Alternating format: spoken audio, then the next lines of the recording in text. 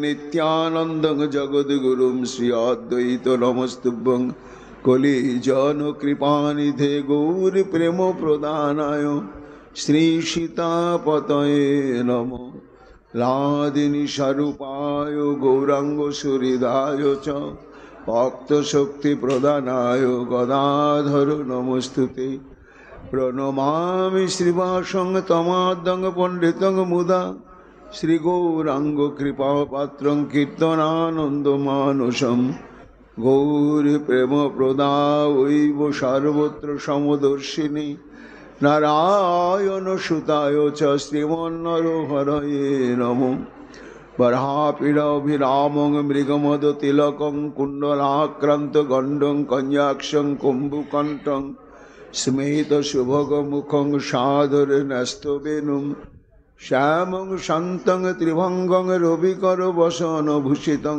वैजयन्तं वन्दे वृन्दावनस्थयुवति शतवृतं ब्रह्मगोपालवेशं नमो नलिननेत्राय वेणुवाद्य विनोदिने राधाधर सुधापानं शालिने वनमालिने हे कृष्ण करुणा सिन्धु दीनबन्धु जगत्पते गोपेश गोपिका कांत राधा कांत नमस्तुते बुकं करोति वाचालं पुंगुं लंघयते गिरिं यत्कृपातमहं वन्दे परमानंद माधवं तप्तो कांचन गौरांगी राधे वृंदावनेश्वरी वृषभानुसुते देवी तं नमामि हरिप्रिये महाभावस्वरूपा तं कृष्णप्रिया भूरियसी प्रेम भक्ति प्रदे देवी राधिका तं नमाम्यहम् वन्दे नंद ब्रज स्त्रीणां पादरेणुमभिघ्नश यशां हरि कथोद्गीतां पुनाति भुवनत्रयम् आचतुर्वदन ब्रह्मादि बाहुरपरो हरि अभालोचन शम्भुर्भगवान् मधुरायणि यं प्रभयन्तमनुपेतमपेतकृतं द्वैपायन विरह कातरयजुहाव पुत्रेति तन्मया तया तरवयोभिनेदुस्तं सर्वभूतहृदयमुनिमानतोऽस्मि तमादिदेवं करुणानिधानं तमालवर्णं सुहितावतारम् अपार संसार समुद्र सेतुं भजामहे श्री भागवत स्वरूपम् वंशाकल्पतरुभ्यश्च कृपा सिन्धुभ्यैव च पतितानां पावनेभ्यो वैष्णवेभ्यो नमो नमो जय रूप सनातन भट्ट रघुनाथ श्रीजीव गोपाल भट्ट दास रघुनाथ भक्ति भरे बंदी छाय गोसाईर चरण यहाँ हईते विघ्न नाशे अभीष्ट पूरण जय गौर भक्तवृंद गौर जदेर प्राण सबे मिले देह मोरे निताय गौर भक्ति दान निताय गौर हरि बोल निताय गौर हरि बोल निताय गौर हरि बोल निताय गौर हरि हरि बोल।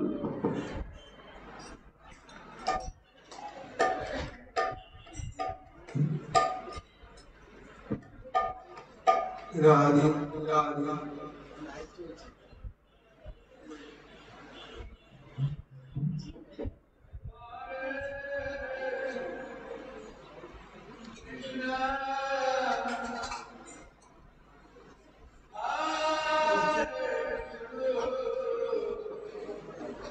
मनीन्द्र वृंदवंदिते त्रिलोकशोकहारिणी प्रसन्न वक्त्र पंकजे निकुंज भूविलासिनी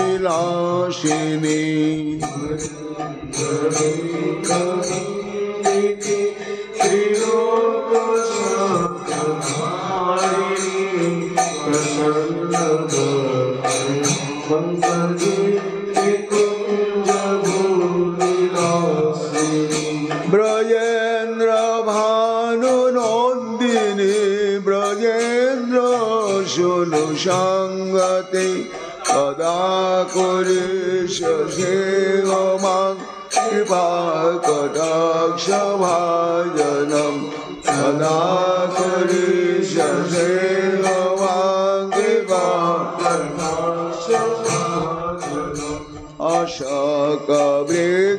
अशोकवृक्षवल्लरी वितानमण्डपस्थिते प्रबालबालपल्लव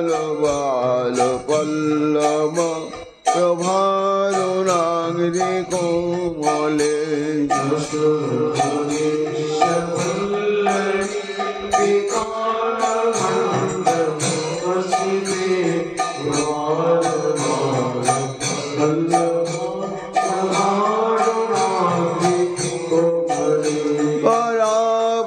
पराभयस्फुरत् करे प्रभुत सम्पदालये कदा करिष्यसि भवान् कृपा कटाक्ष भाजनम तदा करिष्यसि कृपा कटाक्ष भाजनम अनङ्गरङ्गमङ्गल प्रसङ्गभृङ्गुरभ्रुवं शुभेभ्रमं सर्वाभ्रमं त्रिगन्तवानपातनै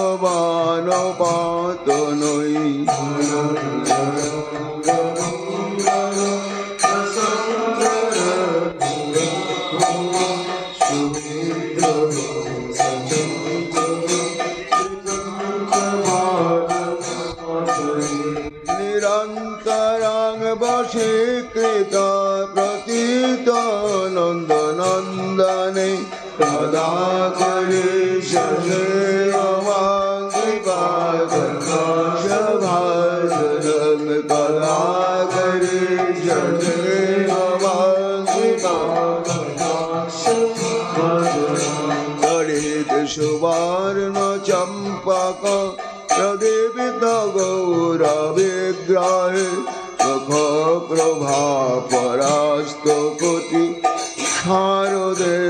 शारदेन्दुमण्डले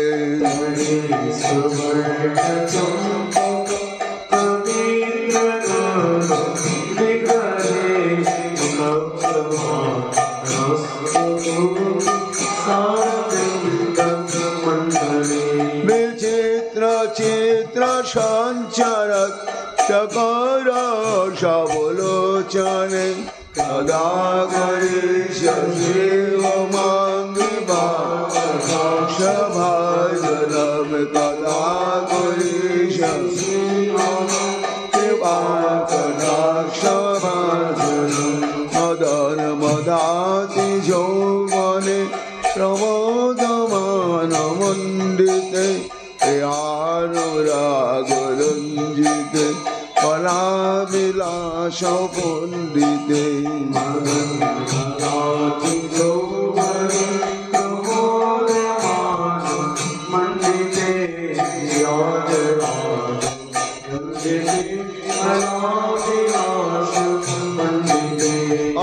अनन्यधन कुञ्जराज काम केलिकोविदे कदा करिष्यसि भवान् कृपा कटाक्ष भाजनम कदा करिष्यसि भवान् कृपा कटाक्ष भाजनम अशेष भावधीर धीर हरभूषिते प्रभूत शात कुम्भ कुम्भ कुम्भे कुम्भ सुस्तनी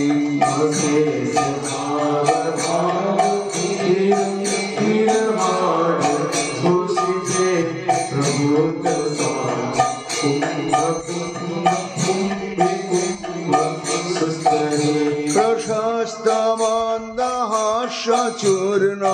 पूर्ण सख सागरे कदा करिष्यसि भवान् कृपा कटाक्ष भाजनम कदा करिष्यसि भवान् कृपा कटाक्ष भाजनम मृणाल बाल वल्लरी तरङ्गराङ्गदोलते लताग्रलाशलोलनि লোচনা বলকনে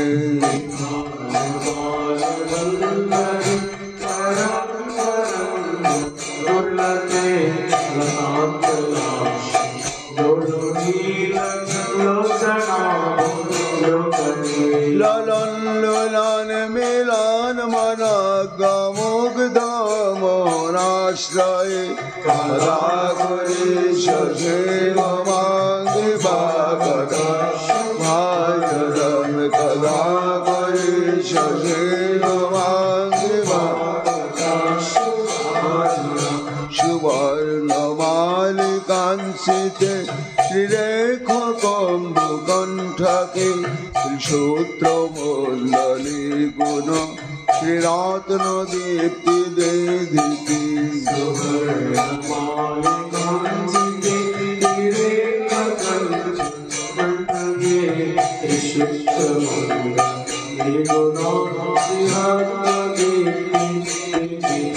সরল নীল কুন্তলে প্রসন্ন গুচ্ছ গুম্ফিকে সদা করি সজীব মাঙ্গি বাগদা ভাজরম কদা করি সজীব মাঙ্গি বাগদা নিতম্ব বিমলম্ব মান পুষ্প মেখলা গুণে প্রশস্ত রাত্র কিঙ্কিনি কলাপ মত মঞ্জুলে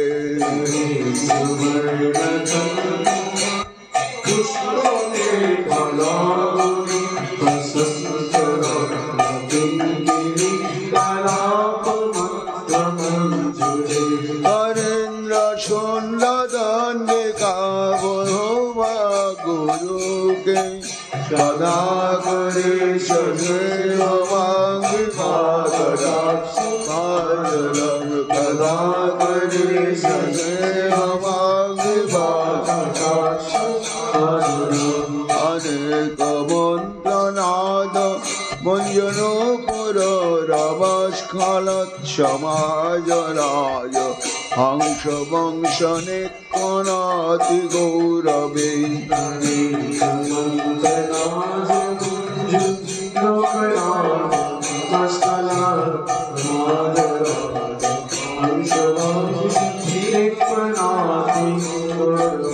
বিলাল হে মবল্লরে বিরম্বে চারু চঙ্ক্রমে সদা করি সজীব মাঙ্গি বাগদা ভাজরম কদা করি সজীব মাঙ্গি বাগদা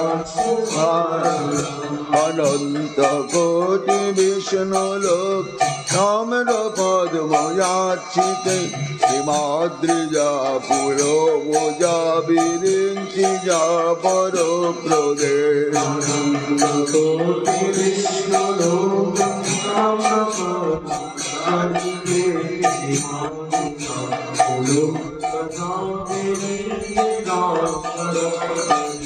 অপার সিদ্ধি বৃদ্ধি দিগ্ধ সদ পদাঙ্গুলি রক্ষি সদা করি সজীব মাঙ্গি বাগদা ভাজরম কদা করি সজীব মাঙ্গি বাগদা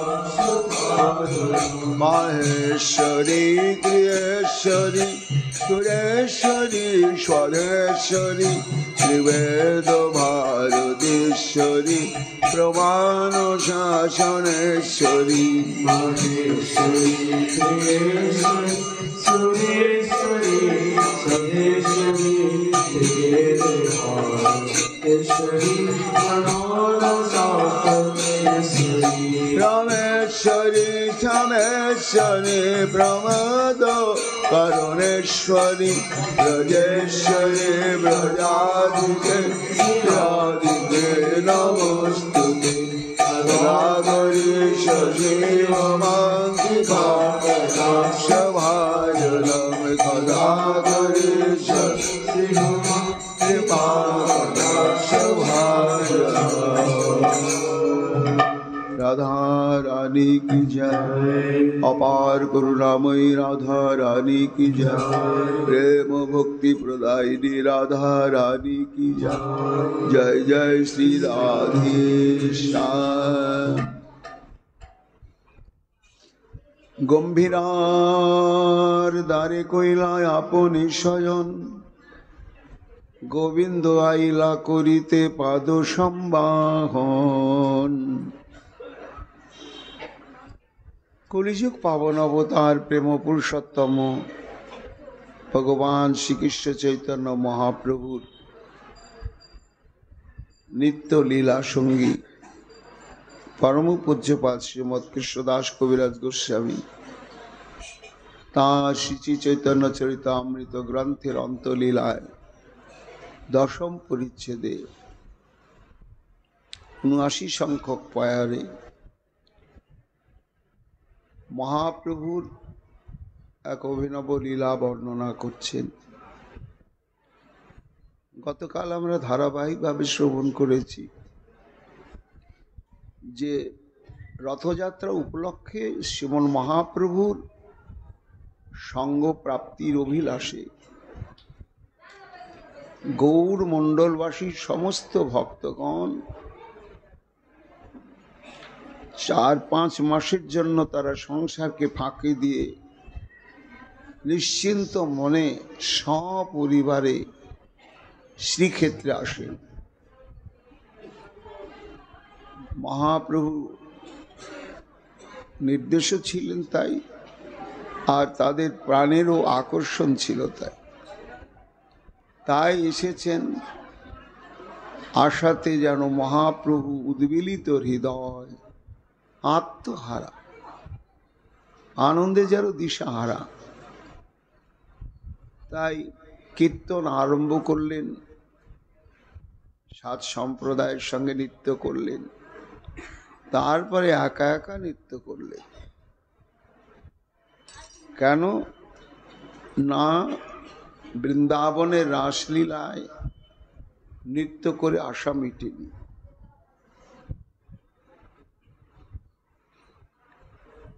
आशा ना मेटार कारण की ना सेखानकार नृत्य छिलो घेरा टोपेर मध्य अनेक संविधान अनेक छादन बांधनेर मध्य आपामर सबार अधिकार सेखाने छिलो ना। ताई तार मध्य जे एकटा स्वरूप आछे पतित पावन स्वरूप। केन ना भगवानेर दुटी स्वरूप रसिक शेखर कृष्ण परम करुण এই দুই हेतु হইতে হয় ইচ্ছার উদ্গম। তার মধ্যে যেমন রসিক শেখরত্ব সত্তাটিও রয়েছে তেমনি চরম পরম করুণাময়ত্ব স্বরূপটিও রয়েছে। সবই তো তার, পতিত পাষণ্ডী পাপী দাপী যোগ্য অযোগ্য যত সবই তো তার। কিন্তু সেদিনের শ্রীধাম বৃন্দাবনের মহারাস লীলাতে সবার অধিকার ছিল না। তাই যারা যোগ্য অধিকারী তাদেরকে নিয়ে নৃত্যটা হয়েছিল। তো যারা সুযোগ পেল না অযোগ্যতা নিবন্ধন তাদের জন্যই যেন অপূর্ণতার বেদনা আমার মহাপ্রভুর অন্তঃকরণে ছিল। সেই বাসনাটি পূরণ হলো শ্রীক্ষেত্রে সংকীর্তন মহারাসে दीप प्रहरे बा दिवाकाले दिव्य रास। काजे एइखाने जे तिनि नृत्य करছেন पतित पाषण्डी वंचित पापी तापी यज्ञायोग्य अविचारी निर्विचारी अयोग्य जन अनधिकारी जन अपात्र जन के तिनि नित्य शक्ति संचार करছেন। তখন তারাও হরি হরি বলে উদ্দণ্ড নৃত্য করতে শুরু করছে। তো তাদের উন্মাদনায় মহাপ্রভু দেহস্মৃতি নেই, শরীর যে আমার বইবে কি বইবে না, শরীরের মধ্যে কতটা নৃত্যের ক্ষমতা আছে কি নেই বিচার বোধ নেই। আনন্দের উন্মাদনায় এমন ভাবেই নেচেছে। নৃত্যের অবসান, সবাইকে বিদায় দিয়ে নিজে গম্ভীরায় চলে এসেছেন। তখন তো ক্লান্তিতে ভেঙে পড়লেন, চরম ক্লান্তি। তাই যথাবস্থিত ভাবে গম্ভীরা গৃহের মধ্যে যেখানে নিত্য মহাপ্রভু শয়ন করেন, সেই স্থানে গিয়ে যথাবিহিত ভাবে শয়ন করার ধৈর্য থাকলো না। অবশ বিবশ নিত্য শ্রান্ত দেহখানাকে নিয়ে তিনি এমন ভাবে শয়ন করলেন, গম্ভীরার দ্বার দিয়ে প্রবেশ করে মস্তকটা দিলেন দরজার বাইরে, আর চরণ দুটো থাকলো গম্ভীরার ভেতরের মধ্যে। ওই অবস্থায় মহাপ্রভু শয়ন করলেন। এই মুহূর্তে সেবার একমাত্র অধিকার স্বরূপ দামোদর নয়, রামানন্দ রায়ও নয়। এই সময় একমাত্র সেবার যোগ্য পাত্রই হচ্ছেন গোবিন্দ দাস, অঙ্গ সেবক। প্রত্যেক দিন মহাপ্রভু যখন শয়ন করেন, শয়নের পরেই গোবিন্দ দাস এসে পাদু সম্ভারণ করেন। আজকে এমন ভাবে শয়ন করেছেন যে পাদ সম্বাহন করতে গেলে চরণ তো গম্ভীরার ভেতরে, আর বাকি অংশটা গম্ভীরার বাইরে। সর্বকালে আছে এই সুদেহ নিয়ম, প্রভু যদি প্রসাদ পাইয়া করেন শয়ন, গোবিন্দ আসিয়া করে পাদ সম্বাহন, তবে যাই প্রভুর শেষ করেন ভোজন। অর্থাৎ মহাপ্রভু নৈশকালীন প্রসাদ গ্রহণ করার পরে যখন শয়ন করেন, তখন গোবিন্দ দাস এসে আগে মহাপ্রভু পাদ সম্বাহন করেন। তারপরে মহাপ্রভু যখন একেবারে নিশ্চিন্তে ঘুমিয়ে পড়েন, তখন গোবিন্দ দাস গিয়ে তার জন্য মহাপ্রভুর যে অধরামৃত রাখা আছে সেই অধরামৃত আস্বাদন করেন। এটা নিত্য নিয়ম। কাজে আজকে মহাপ্রভু ভোজনান্তে শয়ন করেছেন, এবার আগে তো পাদ সম্বাহন করবেন, তারপরে ভোজন করবেন। এসে ভোজন পাদ সম্বাহন করতে এসে দেখছেন যা, সে চরণই তো ভেতরে, কিভাবে করব? সব দ্বার জুড়ি প্রভু করিয়াছেন শয়ন, ভিতরে যাইতে নারে গোবিন্দ করে নিবেদন। প্রভু প্রভু প্রভু ঘুমাননি, কিন্তু নয়ন মুদ্রিত হয়ে আছে। তাই গোবিন্দ বলছেন, প্রভু এক পাশ হও, একটু কাত হও। প্রভু কহে এক পাশ হও মোরে দেহ ভেতরে যাইতে। প্রভু কহে শক্তি নাহি অঙ্গ চালাইতে। গোবিন্দ, আমি যে পাশ ফিরব এও আমার এখন শক্তি নাই। বারবার গোবিন্দ কহে এক দিক হইতে, আর প্রভু কহে আমি অঙ্গ নারী চালাইতে। ওই এক কথাই গোবিন্দ যখন বলছেন তার উত্তরে একই কথায় গোবিন্দ বলছেন, প্রভু শোনো আমি কেন ভেতরে যেতে চাইছি। গোবিন্দ কহে করিতে চাহি পাদ সম্বাহন, তোমার চরণ সম্বাহনের জন্যই আমি ভিতরে যাব, তোমার উদ্দেশ্যে, আমার নিজস্ব কোনো প্রয়োজন সাধনে নয়। গোবিন্দ কহে করিতে চাহি পাদ সম্বাহন, প্রভু কহে করো বা না করো যেই লয় তোমার মন। বলি তোমার ওটা তোমার কর্তব্য, তুমি করো বা না করো আমার আদেশ নির্দেশ নাই যে গোবিন্দ আমার চরণ সম্বাহন করে দাও, এটা আমার কোনো আদেশ নির্দেশ নাই, ওটা তোমার ব্যাপার। এখন তুমি করো, আমার আপত্তি নাই, করো না, তাতেও আমার কোনো আপত্তি নেই। গোবিন্দ দেখলেন মহা মুশকিল। আর বিশেষত আজকে মহাপ্রভুর অত্যন্ত পরিশ্রম হয়েছে, দেখেছেন গোবিন্দ। কাজে আজকে তো যে কোনো প্রকারে হোক ওই সেবাটা আমাকে করতেই হবে। অন্যান্য দিনে একটু না করলেও হয়তো চলতো, কিন্তু আজকে যা পরিশ্রম করেছেন মহাপ্রভু, তাতে আমাকে এই সেবাটা করতেই হবে। কি করেন তখন? উপায় নাই। তখন একটি বস্ত্র, তবে গোবিন্দ বহির্বাস, তার উপরে দিয়া ভেতর ঘর গেলা মহাপ্রভুকে লঙ্ঘিয়া।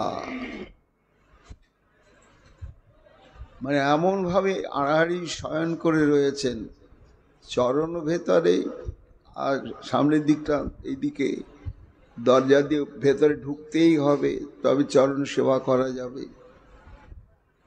শেষে একটি বস্ত্র মহাপ্রভুর উপরে দিয়ে তার উপরে ডিঙ্গিয়ে চলে গেলেন। একেবারে পা তুলে ডিঙ্গিয়ে গিয়ে ভেতর ঘর গেলা মহাপ্রভুকে লঙ্ঘিয়া। মহাপ্রভু কিছুই বললেন না, জানলেও না। পাদু সম্বাহন কইল, কোটি পৃষ্ঠ চাপিল, প্রভু মধুর মর্দনে প্রভুর পরিশ্রম গেল। চরণ সম্বাহন করলেন, প্রভুর কোটি প্রদেশ কোমরটা ভালো করে মেসেজ করলেন, পৃষ্ঠ প্রদেশকেও সংবর্ধন করলেন। এত সুন্দর করে সংবর্ধন করলেন যে মহাপ্রভুর একেবারে পরিশ্রম অল্পক্ষণের মধ্যে সব ক্লান্তি অবসাদ দূর হয়ে গেল এবং একটা গাঢ় নিদ্রার আগমন হলো। সুখে নিদ্রা হইল প্রভুর, গোবিন্দ চাপে অঙ্গ। খুব সুখে মহাপ্রভু আবার গাঢ় ঘুমে ঘুমিয়ে পড়লেন। কিন্তু গোবিন্দ দাস সেবা চরণ সম্বাহন করেই যাচ্ছে। এত গাঢ় ঘুম, তো গাঢ় ঘুম দীর্ঘক্ষণ না ঘুমালেও অসুবিধা হয় না। তাই 2 দণ্ড পরেই, অর্থাৎ ঘন্টাখানেক কি ঘন্টা দেড়েক পরে ঘুমটা ভেঙে গিয়েছে। মহাপ্রভু দেখছে শরীরটা ঝরঝরে হয়ে গেছে, ক্লান্তি অবসর নাই, কিন্তু গোবিন্দ তো তখনও পা টিপে যাচ্ছে। এটা তো নিয়ম নাই। তা গোবিন্দ কেন এমন করছে? 2 দণ্ড বই প্রভুর হইল নিদ্রা ভঙ্গ। গোবিন্দে দেখিয়া প্রভু বলে ক্রুদ্ধ হইয়া, আদি বসিয়া এতক্ষণ আছিস বসিয়া। এবার মহাপ্রভু একেবারে সচ্ছল হয়ে গিয়েছেন, ক্লান্তি অবসাদ নেই। তখন গোবিন্দকে একটু স্নেহ ভৎসন করলেন। আদি বসিয়া মানে মূর্খ কথাকার, তুই এখনো বসে আছিস, কেন বসে আছিস? তার মানে বক্তব্য হচ্ছে যে এই সময় বসে থাকে না। কি করে না, মহাপ্রভুর যে নিদ্রাগম হয়, মহাপ্রভু যেই ঘুমিয়ে পড়েন, তখন গোবিন্দ প্রসাদ পেতে চলে যান। প্রভু তো ঘুমিয়ে গেছে, যে জন্য সেবা করলাম সেই সেবাটা আমার সার্থক হয়েছে, এইবার আমি প্রসাদ পেতে যাই। কিন্তু আজকে প্রভুর ঘুম হলো, ঘুমটা ভাঙলো, এতক্ষণ ও চরণ সেবা করেই যাচ্ছে। তাই এটা একেবারে প্রচলিত নিয়মের ব্যতিক্রম। এতে মহাপ্রভু একটু ক্ষুব্ধই হচ্ছে। আরে মূর্খ কোথাকার, তুমি এখনো এরকম পা টিপেই যাচ্ছ কেন? আমি তো ঘুমিয়েছি, ঘুমিয়ে পড়েছিলাম এবং বেশ কিছুক্ষণ ঘুমিয়ে এখন আমি সুস্থ হয়ে গিয়েছি। নিদ্রা হইলে কেনে নাহি গেলা প্রসাদ পাইতে। তুমি তো প্রত্যেক দিনই যাও গোবিন্দ, আমি ঘুমিয়ে পড়লেই তো তুমি প্রসাদ পেতে যাও। যদি আমার ঘুম ভাঙে অনেক রাত্রিতে কোনো কালে দেখেছি না তুমি প্রসাদ পেতে চলে গেছো, কিন্তু আজকে তোমার এই ব্যতিক্রম নিয়ম কেন? নিদ্রা হইলে কেনে নাহি গেলা প্রসাদ খাইতে। আমাকে ঘুমিয়ে দেওয়াই তো তোমার সেবার উদ্দেশ্য। তুমি তো দেখে ফেলেছ যে আমি একেবারে বেঘরে ঘুমাচ্ছিলাম, নাক ডাকছিল। দেখেছো কিনা? হ্যাঁ প্রভু দেখেছি। তাহলে আমি যে ঘুমিয়ে পড়লাম, তখন প্রসাদ পেতে গেলে না কেন? গোবিন্দ কহে দ্বারে শুইলা যাইতে নাহি পথে। বলে যাবো কি করে? তুমি দরজা যেতে এমন ভাবে শয়ন করে আছো, প্রসাদ পেতে তো যাওয়ার দরকার আছে আমার, কিন্তু আমার যাওয়ার তো উপায় নেই প্রভু, কি করে যাব? মানে একটু এপাশ ওপাশ এতটুকু ফাঁক নেই যে ওই দিক দিয়ে আমি সাবধানে বেরিয়ে যাব। এমন আড়াআড়ি ভাবে তুমি শয়ন করে রয়েছ। প্রভু কহে ভেতরে তবে আইলা কেমনে? মহাপ্রভু আশ্চর্য বলছেন অদ্ভুত। সে কি গোবিন্দ? আরে ভাই তুমি তো ভেতরে এসেছো, বাইরে যে দাঁড়িয়ে আছো তা তো নয়। তুমি ভেতরে এসেছো এবং আমার পাদ সম্বাহন করলে, এখন আবার বলছো ভেতরে বাইরে যাব কি করে? আমি দরজা যেতে শুয়ে আছি, আমি তো একইভাবেই শুয়ে আছি, আমি তো এপাশ ওপাশ হই নাই। এটা তোমার কি রহস্য?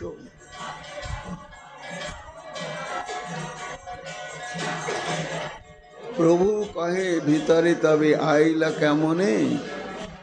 তৈছে কেনে প্রসাদ লইতে না কইলে গমনে। গোবিন্দ তুমি যে নিয়মে তুমি ভেতরে এসেছো, তোমার উদ্দেশ্য সিদ্ধ হওয়ার পর সেই নিয়মেই তো তুমি বেরিয়ে গিয়ে প্রসাদ পেতে পারতে। তখন গোবিন্দ জোড়হাত করে বলছেন প্রভু, গোবিন্দ কহে মনে আমার সেবাসে নিয়ম, অপরাধ হোক কিংবা নরকে গমন। আমি যে এসেছি প্রভু ওটা তোমার উদ্দেশ্যে, তোমার সুখার্থে প্রসন্নার্থে আমি ভেতরে এসেছি। আর বাইরে যাব ওটা তোমার স্বার্থে নয়, ওটা আমার স্বার্থে। এই জন্য তোমার স্বার্থটাই আমার কাছে গুরুত্বপূর্ণ প্রভু। তোমার স্বার্থকে পূরণ করতে গিয়ে যদি আমাকে অনন্তকাল নরকে গিয়ে থাকতে হয়, তাতেও আমি কুণ্ঠিত হব না। কিন্তু আমার জন্য স্বর্গবাসটাও আমার কাছে ভীতি সন্ত্রাসের কারণ। গোবিন্দ কহে মনে আমার সেবাসে নিয়ম, অপরাধ হোক কিংবা নরকে গমন। সেবা লাগি কোটি অপরাধ নাহি কোনি, স্বনিমিত্ত অপরাধ আভাসে ভয় মানি। কবিরাজ গোস্বামী পাদ বলছেন একেই বলা হয় শুদ্ধ রাগ ভক্তি। যে ভক্তিতে একমাত্র পরিপূর্ণভাবে অভীষ্ট দেবেরই সুখ বাঞ্ছা ছাড়া আর কোনো উদ্দেশ্য নেই, একেবারে উদ্দেশ্যই নেই। তার শাস্ত্রাদিতে বলছেন শ্রী গুরুদেব এবং ভগবানের ছায়া, শ্রী অঙ্গ, পাদুকা, তার ব্যবহৃত বস্ত্র, এগুলোকে ডিঙিয়ে লঙ্ঘন করে যেতে নাই, গেলে ভয়ঙ্কর সেবা অপরাধ হয়ে যায়। এই বিষয়ে আমাদের সাবধান হতে হয়। কিন্তু একেবারে ভগবানের ছায়া নয়, বস্ত্র নয়, পাদুকা নয়, স্বয়ং ভগবান, তাকে একেবারে ডিঙ্গিয়ে ওপার চলে গেলে। অদ্ভুত না? তা এর তত্ত্বটা কি সেটি কবিরাজ গোস্বামী পাদ বলছেন যে সেবা লাগি কোটি অপরাধ নাহি গণি। কেন আমি ভিতরে গিয়েছি, যেমন ভাবে বৈধভাবে যাই আর অবৈধভাবে যাই, যেমন ভাবেই যাই প্রভু তোমার জন্য গিয়েছি। আর তোমার তো একটা প্রতিশ্রুতি আছে, মন নিমিত্তং কৃতং পাপং ধর্মায় কল্পতে। আমার জন্য যদি, আমার সন্তুষ্টি বিধানের জন্য যদি কেউ পাপ কর্ম করে, তাহলে আমার উদ্দেশ্যে কৃত পাপ কর্মটাই শুদ্ধ ভাগবত ধর্ম। আর নিজের উদ্দেশ্যে যদি মহাপুণ্য কর্ম করে, তাহলে আত্মস্বার্থে করা মহাপুণ্যটাই হচ্ছে একেবারে প্রচন্ড অধর্ম, প্রচন্ড অধর্ম। সেই কথাই বলছেন যে আমি এসেছি তোমার স্বার্থে প্রভু, তোমার সেবা করবার জন্য। তাই সেবা লাগি কোটি অপরাধ নাহি গণি। তাতে যদি আমার নরক হয় হোক, কিন্তু তোমার সেবাটা তো করলাম। স্বনিমিত্ত অপরাধ তো দূরের কথা, অপরাধের আভাস তাতেও আমার ভয় কাঁপে। এত সব মনে করি গোবিন্দ রহিলা, প্রভু যে পুছিলা তার উত্তর না দিলা। এইটুকুনি বলে গোবিন্দ আর উত্তর না দিয়ে ওইখানেই চুপচাপ বসে থাকলেন।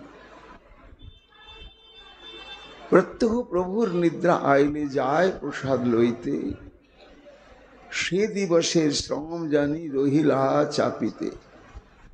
যাইতে হো পথ নাহি যাইবে কামনে, মহা অপরাধ হয় প্রভুর লঙ্ঘনে। এই সব হয় ভক্তি শাস্ত্রের সূক্ষ্ম ধর্ম, চৈতন্য কৃপায় জানে এই সেই ধর্ম মর্ম। কবিরাজ গোস্বামী পাদ এই লীলাটি দর্শন আস্বাদন অনুভব করে বলছেন যে এই গোবিন্দ দাসের যে এমনবিধ অশাস্ত্রীয় বিধান, অশাস্ত্রীয় আচরণ,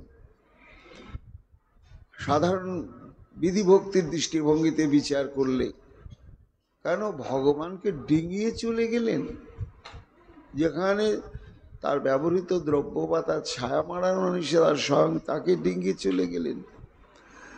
কিন্তু কেন গেলেন ওটা বিচার করতে হবে না। যাওয়ার উদ্দেশ্যই হচ্ছে আজকে যে পরিমাণ মহাপ্রভুর পরিশ্রম হয়েছে, আজকে যদি গোবিন্দ নিজের ধর্ম ভয়ে ভেতরে না গিয়ে পাদসম্ভান যদি না করতেন, তাহলে মহাপ্রভুর অশেষ কষ্টই হতো। এটি মর্মে মর্মে অনুভব করেছিলেন গোবিন্দ দাস।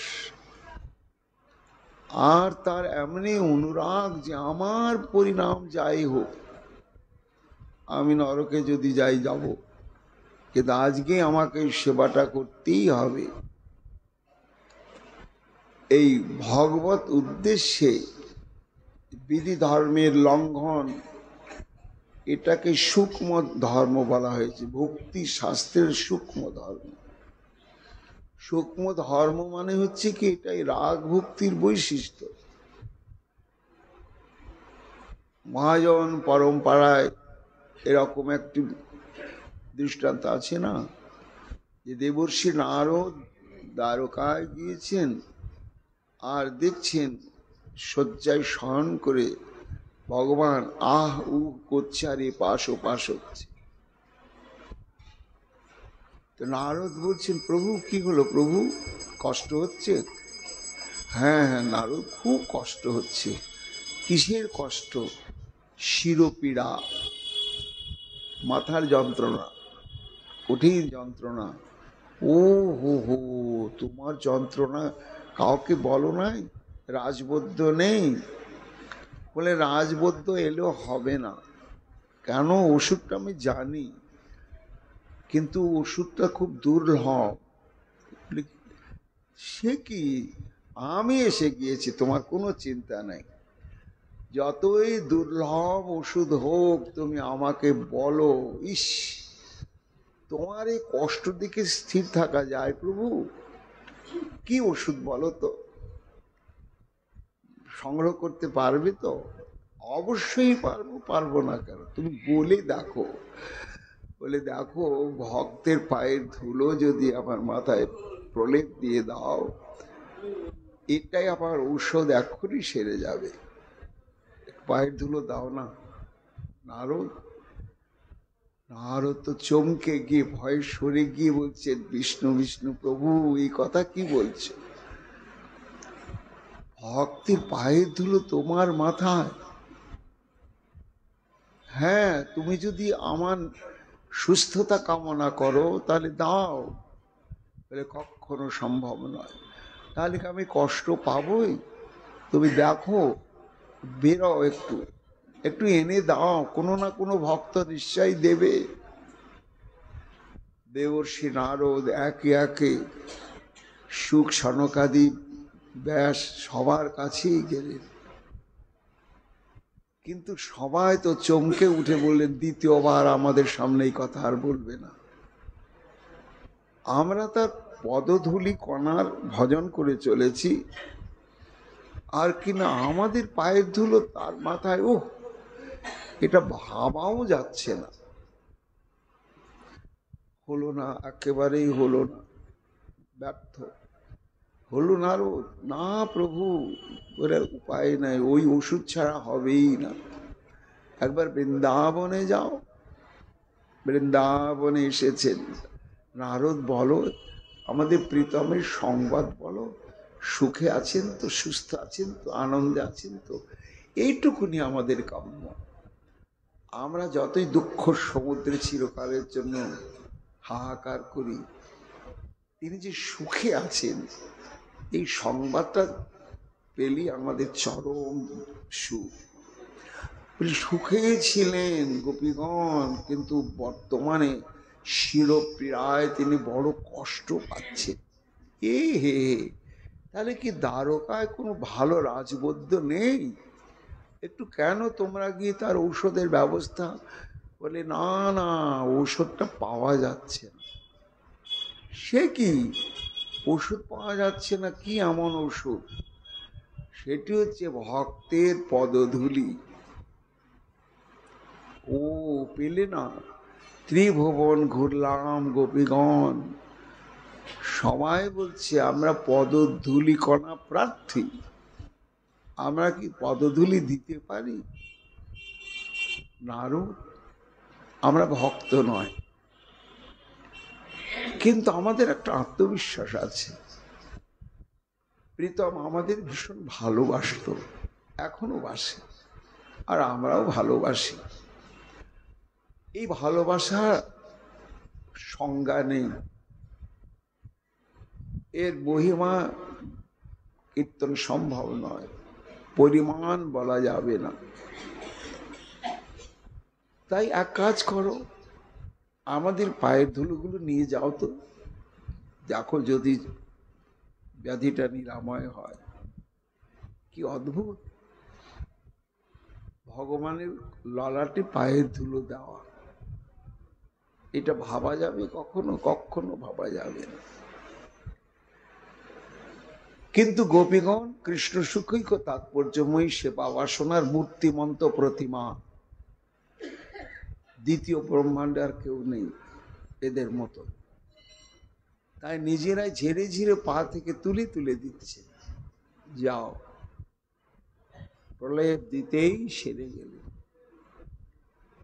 কিন্তু সাধারণের বিচারে কি এত বড় স্পর্ধা, যে যেখানে ব্রহ্মা মহেশাদিও যার পদরজ কণা আরাধনা করেও পায় না, আর তার ললাটে কিনা এই গোয়ালিনীদের পায়ের ধুলো তারা দিতে স্পর্ধা পেল।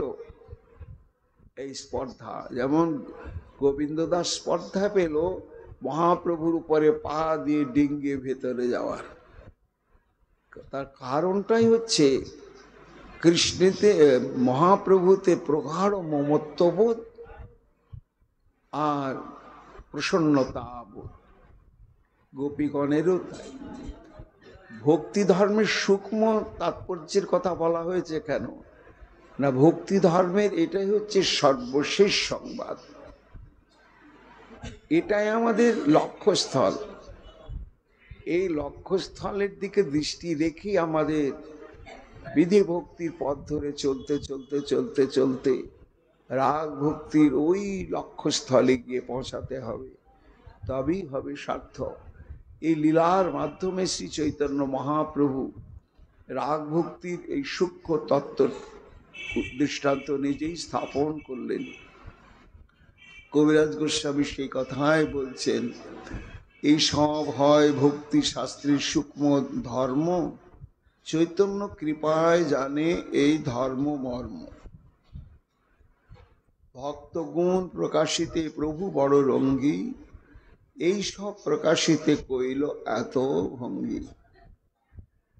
কবিরাজ গোস্বামী নিজের কথা বলছেন, এ মহাপ্রভু ইচ্ছা করে এই অদ্ভুত ভঙ্গিময় লীলা প্রকাশ করলেন গোবিন্দ দাসের মহাপ্রভুর প্রতি অনুরাগের পরাকাষ্ঠা মহিমা জগতে প্রচার করার জন্য। সংক্ষেপে কহিল এই পরিমুন্ডা নৃত্য, অদ্যাপিও গায় যাহা চৈতন্যের ভৃত্য। এবার পরিচ্ছেদের উপসংহার করতে গিয়ে বলছেন যে এই পরিচ্ছেদে ঝালি প্রসঙ্গ বলা হয়েছে আর পরিমুন্ডা নৃত্যের কথা বলা হয়েছে। সেই পরিমণ্ডল নৃত্যতেই মহাপ্রভুর এত ক্লান্তি অবসাদ। তারপরে ভক্তগণ থেকেই গেলেন শ্রীক্ষেত্রে। ধীরে ধীরে রথযাত্রার কাল সমাগত হলো। রথযাত্রার আগের দিনে হয় গুন্ডিচা মার্জন। এই মতো মহাপ্রভু লইয়া নিজগণ গুন্ডিচা গৃহের কইল খালন মার্জন। পূর্ববৎ কইল প্রভু কীর্তন নর্তন, পূর্ববৎ টোটাতে কইল বন্য ভোজন। এটা প্রতি বছরই হয়, গুন্ডিচা মার্জন হয়। গুন্ডিচা মার্জনের পরেই শ্রীমন মহাপ্রভু সপরিকরে চলে যান ইন্দ্রদুম্ন সরোবরে। সেখানে গিয়ে বিচিত্র জলবিহার হন। জলবিহার অন্তে আইটোটাতে আসেন, আর সেখানে শ্রী শ্রী জগন্নাথ দেবের পাকাল প্রসাদ, এটা বিশাল মহোৎসব হয়। মহাপ্রভু নিজে যত সহস্র সহস্র ভক্তগণ সবাইকে নিয়ে পূজন করেন। পূর্ববৎ রথ আগে করিল নর্তন, হোরা পঞ্চমী যাত্রা কইল দর্শন। তারপরের দিনে হয় রথযাত্রা, আর এই রথযাত্রাতে শ্রী চৈতন্য মহাপ্রভু নৃত্য করেন। 7 সম্প্রদায়কে ভাগ করে দিয়ে প্রতি সম্প্রদায়ের সঙ্গে তিনি নৃত্য করেন। তারপরে আসে দ্বিতীয়াতে রথ হয়, দ্বিতীয়া, তৃতীয়া, চতুর্থী, পঞ্চমী। এই পঞ্চমী তাকে বলা হয় হেরা পঞ্চমী বা হোরা পঞ্চমী। এই হোরা পঞ্চমীর বৈশিষ্ট্য কি না, জগন্নাথের শ্রীমন্দিরটা হচ্ছে বৈকুণ্ঠ, আর যেটা মাসির বাড়ি বলা হয় গুন্ডিচা মন্দির, ওটা বৃন্দাবন। তাই গোবিন্দ আমার এই বৈকুণ্ঠে অবস্থান করে বা দ্বারকায় অবস্থান করে রাধারানীর কথা মনে পড়ে তখন 7 দিনের জন্য তিনি রথে চেপে বৃন্দাবনে যান। গুন্ডিচা মন্দির বৃন্দাবন। তো যখন যান তখন লক্ষ্মী দেবী, পুরীর মন্দিরে জগন্নাথের অভিভাবিকা হচ্ছে লক্ষ্মী দেবী। লক্ষ্মী দেবী তো ছাড়বেন না জগন্নাথ দেবকে। তা জগন্নাথ দেব তখন বুঝিয়ে টুঝিয়ে বলবেন, বেশি দিনের জন্য তো যাচ্ছি না, এই যাব 1 দিন 2 দিন পরেই ঠিক চলে আসবো, তুমি কোনো চিন্তা করো না। তোমাকে ছাড়া কি আমি বাইরে থাকতে পারি? যাই হোক, কোন রকমের লক্ষ্মী দেবী রাজি হন, জগন্নাথ দেব দ্বিতীয়াতে রথে বেরোন। তৃতীয়ার দিনে লক্ষ্মী দেবী দেখছেন আসছেন কিনা, আসছে না তো। এবার চতুর্থ দিনেও দেখছেন এলো কিনা, ও আসছে না তো। পঞ্চমী তিথিতে লক্ষ্মী দেবী আর থাকতে পারেন না, একেবারে সপুরি করে চলে যান গুন্ডিচা মন্দিরে জগন্নাথকে ফিরিয়ে আনবার জন্য। এটা একটা লীলার মধ্য দিয়ে অনুষ্ঠিত হয়। লক্ষ্মী দেবীকে চতুর্দলায় তুলে নিয়ে লক্ষ্মীর যেসব পাণ্ডাগণ, তারা লক্ষ্মীর পাণ্ডা, তারা সবাই দল বেঁধে যান। আর গিয়ে তখন জগন্নাথের পাণ্ডাদের বলেন যে তোমাদের ঠাকুরকে বের করো, আমরা নিতে এসেছি, আমাদের সঙ্গে যেতে হবে। বলে না না, এই তো কালকে এসেছে, এখন কি যাবে, এখন তো যাবে না। এই নিয়ে জগন্নাথের পাণ্ডার সঙ্গে লক্ষ্মী পাণ্ডাদের অনেক কথা কাটাকাটি হয় এবং এই লীলাটা অনেকক্ষণ ধরে চলে, উপভোগ্য লীলা, এখন হয় না অত। এবং শেষে কিনা লক্ষ্মী দেবীর পাণ্ডারা রথের কিছু অংশ ভেঙেও দেয় জগন্নাথের রথে, বলে আর তোমাকে ফিরে যেতে হবে না, এই ভেঙে দিই রথ। এই সব কাণ্ড হয় এবং বাদানুবাদ হয়। এটি মহাপ্রভু উপভোগ করেন খুব স্বরূপ দামোদর গোস্বামী পাদকে নিয়ে, কেননা এর মধ্য দিয়ে রাধা গোবিন্দের মান লীলাটি উদ্দীপিত হয়। তাই এখানে বলছেন কবিরাজ গোস্বামী পাদ, এগুলো হচ্ছে প্রতি বছরের একটা ছকে বাঁধা লীলা প্রসঙ্গ। রথযাত্রার পরে আসবে হোরা পঞ্চমী, তাই হোরা পঞ্চমী যাত্রা কইল দর্শন।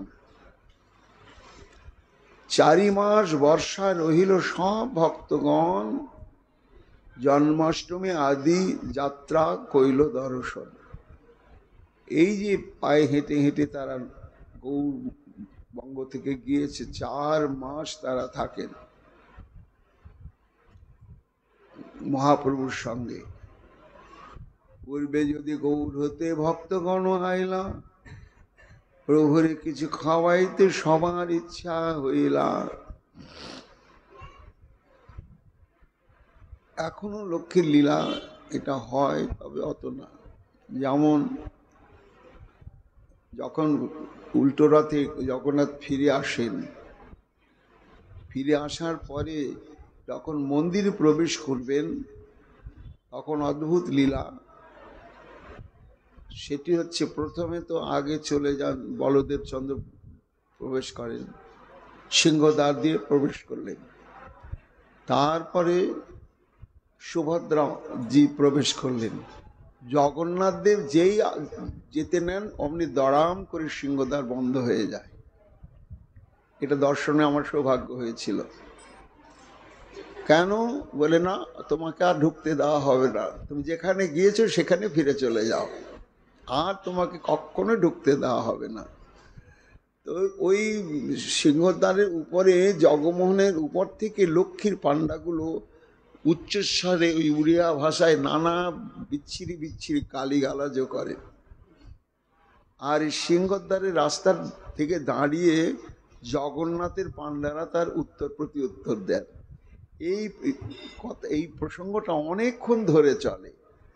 তারপরে জগন্নাথের পাণ্ডাগণ জগন্নাথের পক্ষ অবলম্বন করে নাক কান স্পর্শ করে বলবে, এইবারের মতন ক্ষমা করে দাও, আর কোনোদিন হবে না, আর কোনোদিন হবে না। এই ঘটনা ঘটতে ঘটতে রাত্রি 12টা 1টা হয়ে যায়। তারপরে দরজা আবার খোলা হয়, তখন জগন্নাথ দেব উল্টো রথে ভেতরে মন্দিরে প্রবেশ করে। এইসব সে আমল থেকে হয়ে আসছে, এইসব অদ্ভুত লীলা। এখন কবিরাজ গোস্বামী পাদ বলছেন যে ভক্তগণ তো সব আপন আপন বাসায় থেকে নিজেরা রান্না বান্না করে প্রসাদ ভোগ লাগিয়ে প্রসাদ পেতেন, আর একদিন দুদিনের ব্যাপার না। তো তারা যেমন শ্রীধাম নবদ্বীপে মহাপ্রভুকে নিমন্ত্রণ করে প্রসাদ পাওয়াতেন, গৃহস্থ ভক্ত তো তাদেরও খুব বাসনা যে আমরা আপন আপন বাসাঘরে মহাপ্রভুকে নিমন্ত্রণ করে প্রসাদ পাওয়াব। কেহ কোনো প্রসাদানি দেন গোবিন্দ ঠাঁই, ইহা যেন অবশ্য ভক্ষণ করেন গোসাই। আবার কেউ নিমন্ত্রণ না করে ঘর থেকে তৈরি করে নিয়ে এসেছেন, গোবিন্দ এটা আমার, এটা মহাপ্রভুকে দিও, অবশ্যই যেন গ্রহণ করেন। কেহ পেড়া, কেহ নাড়ু, কেহ পিঠা পানা, বহুমূল্য উত্তম প্রসাদ প্রকার যার নানা। অমুকেই দিয়াছেন গোবিন্দ করে নিবেদন, সবাই দিয়েছে গোবিন্দকে, মহাপ্রভুকে দিও। আর মহাপ্রভু ভোজনে বসলেই গোবিন্দ বলেন, প্রভু এই দেখো এই ভক্ত তোমার জন্য দিয়েছেন, প্রভু তোমার জন্য এই ভক্ত দিয়েছেন। আর মহাপ্রভু বলেন, আচ্ছা রাখো রাখো রাখো, ধরি রাখো বলি প্রভু না করে ভক্ষণ। ধরে রাখতে রাখতে ধরিতে ধরিতে ঘরের ভরিল এক কোণ। বিশাল ভাড়ার ঘরের অর্ধেকটা ভরে গেল তাদের সামগ্রীতে। ধরিতে ধরিতে ঘরের ভরিল এক কোণ, শতজনের ভক্ষ যত হইল সঞ্চয়ন।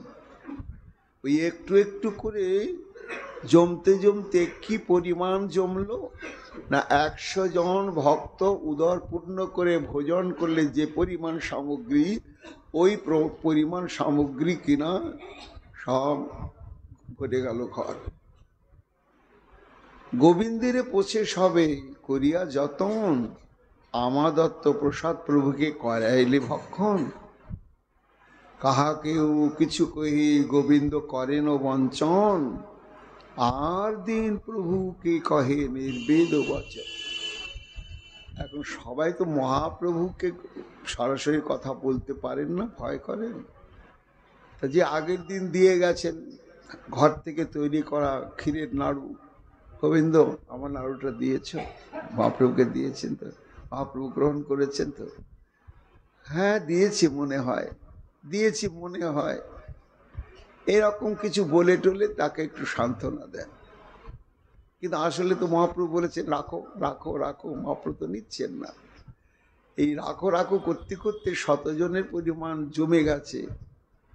আর সবাই বারবার জিজ্ঞাসা করছেন, কারণ গোবিন্দ কাহা তো কত মিথ্যে কথা বলবে। তাই মনে এটা প্রেম ক্রোধ, এতই গাঢ় ভালোবাসা তো মহাপ্রভুর প্রতি, তাই রেগে মেগে বলছেন নির্বেদ বচন।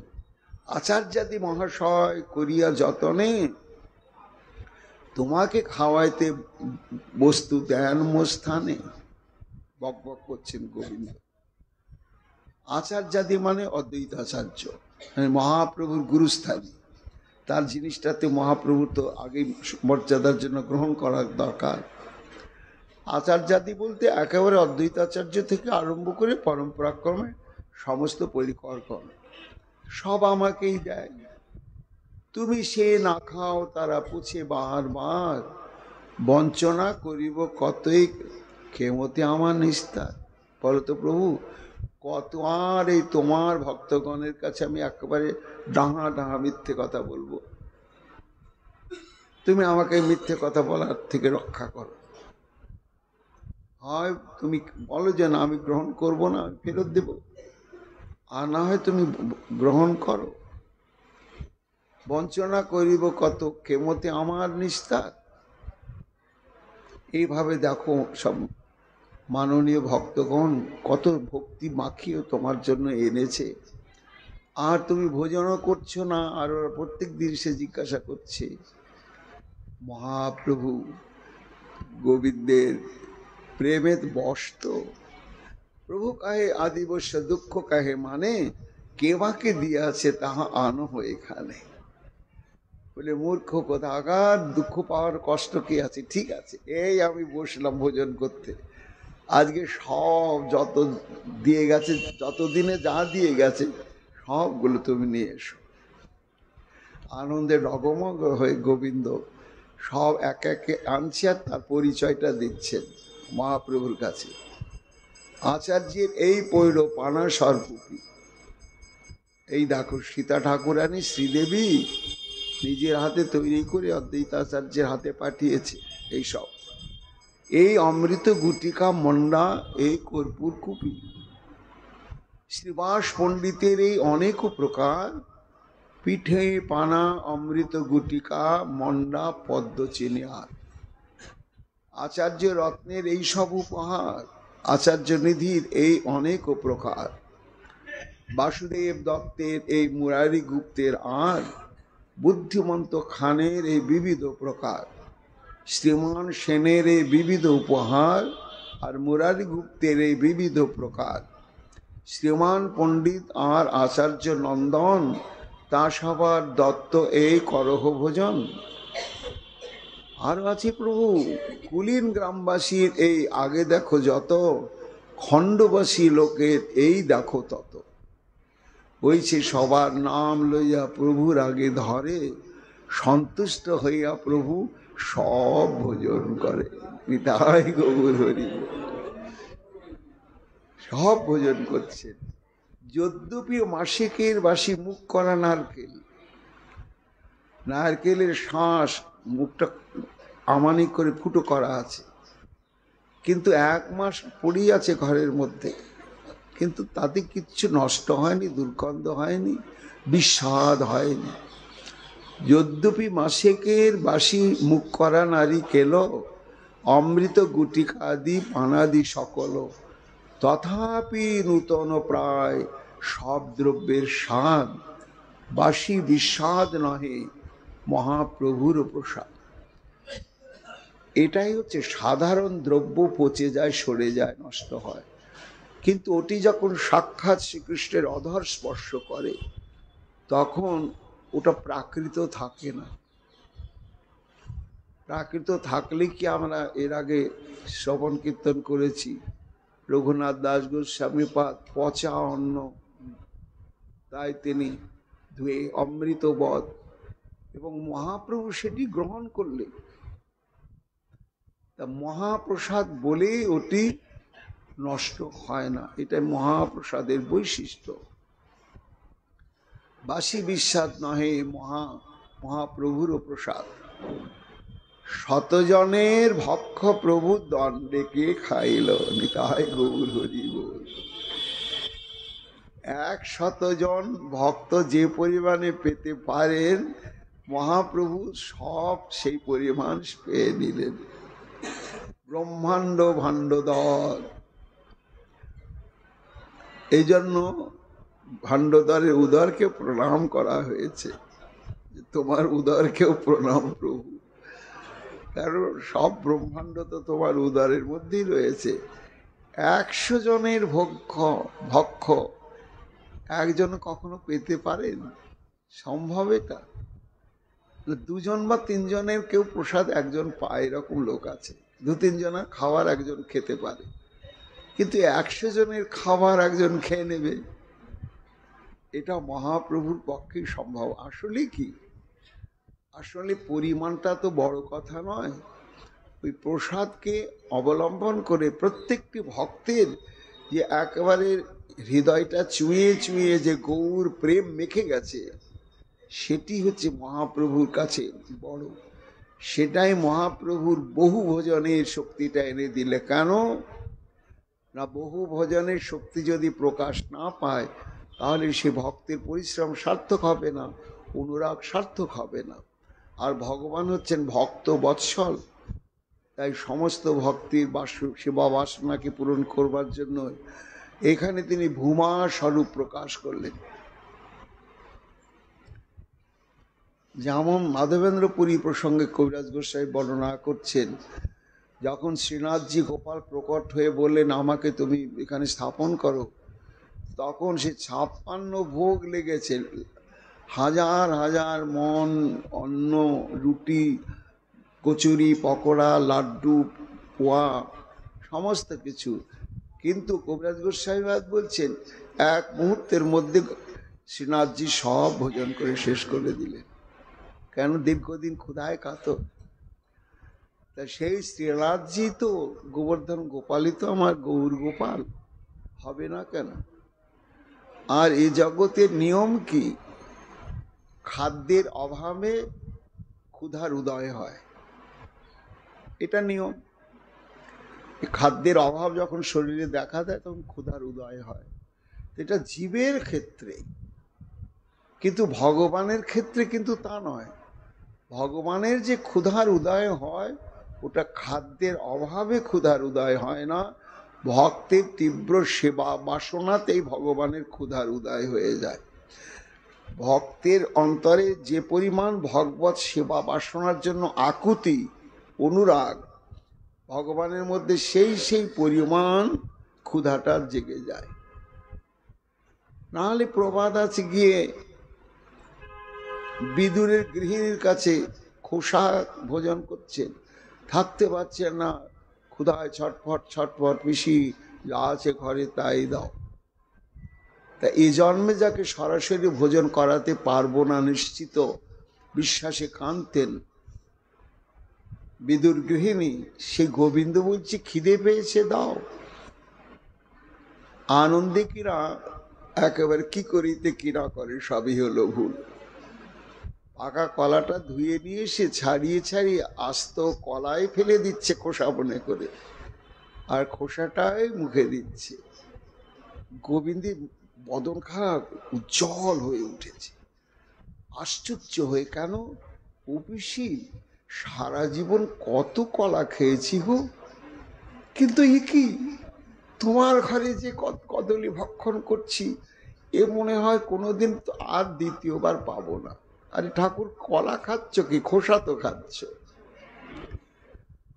এই ক্ষুধাটা জাগে হচ্ছে ভক্তের উৎকট সেবা বাসনার জন্য, আর আমাদের ক্ষুধা জাগে খাদ্যের অভাবে। শরীরে যখন খাদ্যের অভাব দেখা দেয় তখন ক্ষুধা জাগে। আর আমার পূর্ণানন্দময় চিন্ময় তত্ত্ব ভগবানের ক্ষুধা জাগে। ভক্ত যখন তাকে সেবা ভোজন করাবার জন্য ব্যাকুল হয়ে যায়, অস্থির হয়ে যায়, তখনই তার ক্ষুধার উদয় হয়। তাই ক্ষুধার উদয় হয়েছে, 100 জনের ভক্ষ সব ভোজন করে নিলে। 100 জনের ভক্ষ প্রভু দণ্ডেকে খাইল, আর কিছু আছে? বলি গোবিন্দে পুছিল, আর কিছু আছে নাকি? গোবিন্দ কহে রাঘবের ঝালি মাত্র আছে, প্রভু কহে আজি রহু তাহা দেখিব পাছে। বাকি সবার তো শেষ হয়ে গেছে, এখন একজন আর থাকলো, পরে ওটা দেখা যাবে। 8 দিন প্রভু যদি নিভৃতে ভোজন কইল, রাঘবের ঝালি খুলি সকলই দেখিল। ওটা বাদ দিলেন না মহাপ্রভু থাক বলে, আবার কোনো একদিন করে নিয়ে রাঘবের ঝালি দেখি একবার কি কি আছে। সব দ্রব্যের কিছু উপভোগ কইল, সাধু সুগন্ধি দেখি বহু প্রশংসিল। বৎসরের তরে আর রাখিল ধরিয়া, কারণ এমন এমন দ্রব্য পাঠিয়েছেন দময়ন্তী দেবী যা 1 বছর ধরে গ্রহণ করা যাবে, নষ্ট হবে না, থেকেই যাবে। সেই সমস্ত জিনিস বললেন গোবিন্দ, এগুলো প্রত্যেক দিন একটু একটু করে দিও, দীর্ঘদিন পাওয়া যাবে, রেখে দাও। বৎসরের তরে আর রাখিল ধরিয়া, ভোজনের কালে স্বরূপ পরিবেশে খসাইয়া। কভু রাত্রিকালে কিছু করেন উপযোগ, ভক্তির শ্রদ্ধার দ্রব্য অবশ্য করে উপভোগ। এই শ্রদ্ধাটাই হচ্ছে মূল। ভগবান বললেন না, পত্রং পুষ্পং ফলং তং যমে ভক্তিয়া প্রযচ্ছতি। ভক্তি মাখিয়ে দিতে হবে।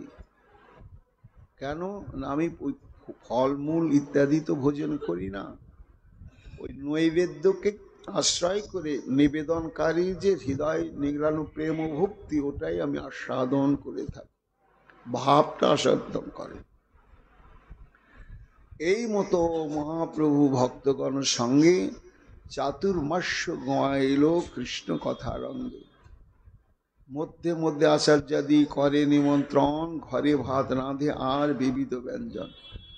আচার্যদের মানে অদ্বৈত আচার্য ইত্যাদি, তারা মহাপ্রভুকে নিমন্ত্রণ করেন, এবং ঘরে রান্না করে তারা মহাপ্রভুকে প্রসাদ পাওয়ান। শাক, দুই চারিয়ার, শুকুতার ঝোল, নিম্ব বার্তা কুয়ার, ভৃষ্ট পটল। মহাপ্রভু প্রিয় হচ্ছে নিম বেগুন, তাই নিম্ব বার্তাকু আর পটল ভাজা, ভৃষ্ট পটল, ভৃষ্ট ফুলবড়ি, ফুলবড়ি ভাজা, আর ভাজা মুদগো ডালি, ভাজা মুগের ডাল। জানি ব্যঞ্জন রাঁধি প্রভু রুচি অনুরূপ।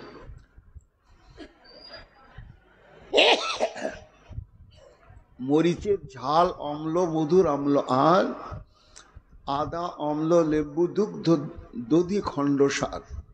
জগন্নাথের মহাপ্রসাদ আনে করিতে মিশ্রিত, কাহা একা যান কাহা গণের সহিত। আচার্য রত্ন, আচার্য নিধি, নন্দন রাঘব, শ্রীনিবাস আদি যত ভক্ত বিপ্র সব, এই মতো নিমন্ত্রণ করে যত্ন করি বাসুদেব, গদাধর, দাস, গুপ্ত, মুরারি। কুলীন গ্রামবাসী, খণ্ডবাসী আর যত জন জগন্নাথের প্রসাদ আনি করেন নিমন্ত্রণ। কুলীন গ্রামবাসী, খণ্ডবাসী এরা মহাপ্রভুকে নিমন্ত্রণ করেন, কিন্তু ঘরে রান্না করে প্রসাদ পাওয়ান না। কি করেন এরা? মন্দির থেকে মহাপ্রসাদ, নানা প্রকার উপাদেয় মহাপ্রসাদ নিয়ে এসে মহাপ্রসাদ দিয়ে মহাপ্রভু ভোজন করেন। শিবানন্দ সেনের শোনো নিমন্ত্রণ আখ্যান, শিবানন্দের বড় পুত্র চৈতন্য দাস রাম। প্রভুকে মিলাইতে তারি সঙ্গে আনিল, মিলাইলে প্রভু তার নামও পুছিল। জ্যেষ্ঠ পুত্র হচ্ছে শিবানন্দের। শিবানন্দের পুত্র এসেছে, মহাপ্রভু জিজ্ঞাসা করলেন কি নাম রেখেছ? চৈতন্য দাস নাম শুনি কহে গৌর রায়, কি বা নাম রাখিয়াছ বুঝনে না যায়। সেন কহে যে জানিল সেই তো ধরিল, এত বলি মহাপ্রভুকে নিমন্ত্রণ করিল।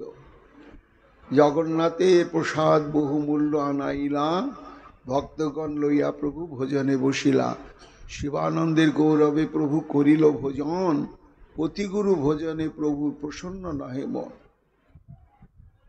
আর দিন, এটা শিবানন্দের নিমন্ত্রণের কথা বলছে। তা পুত্র পিতা আলাদা আলাদা ভাবে মহাপ্রভুকে ভোজন করাচ্ছেন।